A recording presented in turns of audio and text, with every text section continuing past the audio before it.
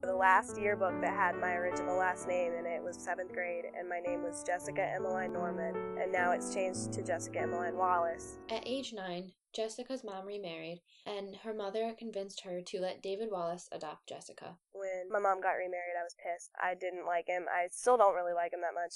Jessica's birth father, Jay, and her mother split when she was a young girl. Because of that reason, and Jay's behavior towards her, there are very few happy memories she has of them together. One of the few she has was one that happened in the third house her father moved into, a trailer, and the residents had a local garden.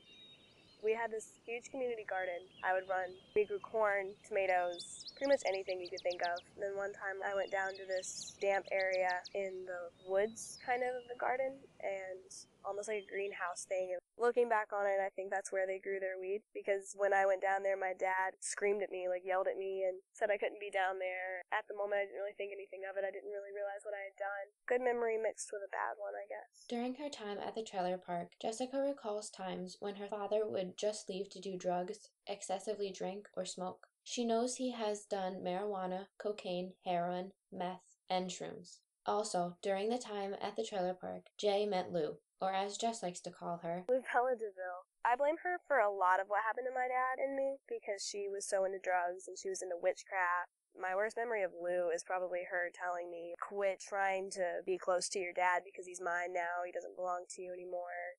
I own him. I was 9 or 10 years old. Lou and Jay supposedly have 2 sons together, named James and Richard.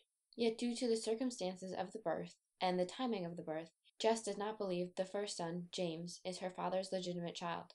Lou gave birth to him in the bathtub of the trailer because Lou and Jay did not want to pay for the ambulance to take her to the hospital. Since Lavella was not at the hospital, she had to try and cut the umbilical cord herself. Apparently she twisted the end of it to the handle of the brush and then used scissors to cut it and then tie it off. Jessica then goes on to talk about the neglect James and Richard face. James, the oldest, who is about 9 years old, has autism, and Jess recalls him to be a sweet and loving little boy. Him and his brother Richard are sadly homeschooled by Lou. As you can imagine, she is a horrible teacher for her 2 boys. When she taught them their ABCs, they would write them upside down. So an A is actually a V with a line through it, which makes sense because that's how Lou would teach them. She would sit in front of them, and that's how they thought they needed to write them. They didn't know any better. Jessica feels horrible for James and Richard because they can't go to school due to their parents' drug abuse and the inconsistency of their home because Jay needs to continuously move for work. Jess wishes she could see her dad more, but never does. It kind of hurts the fact that because of the adoption really is my dad doesn't have to have anything to do with me anymore. During her junior year, Jessica sent an email to her father telling him how she was doing. Yet she wanted to know how her dad was able to give her up, referring to years previous when David had adopted her. Jay responded, saying that her mom threatened him, something Jess does not believe at all happened. In my opinion, I still grew up without a father. I mean, I was an only child for 13 years, and then my parents, or my mom and David, had Logan, who's now 5. Receiving the news that her mom was expecting shocked Jessica. On one hand, she was ecstatic her mother was happy. It left Jessica wondering what it meant for her. And now, years later, Jess has learned to love Logan, yet just as a stepbrother. She then starts to think back at everything she had gone through and how it affects her now, the good and the bad.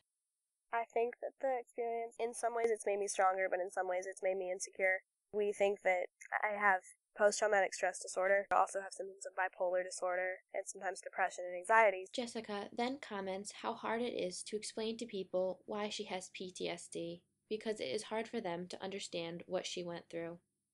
But as in most situations, the good outweighs the bad parts. I am more independent because of what happened, and I don't mind being away from home.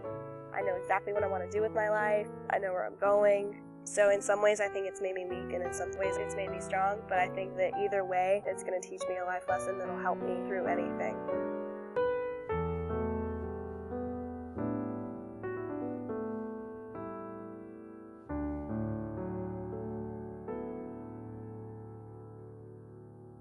This podcast was produced at High Point University by Julia Shiggis, with a special thanks to Jessica Wallace. The music you heard was named Newborn, also produced for use at HPU. To see more of my work, go to juliamay23.blogspot.com. Thank you very much for listening. This is Julia Shiggis.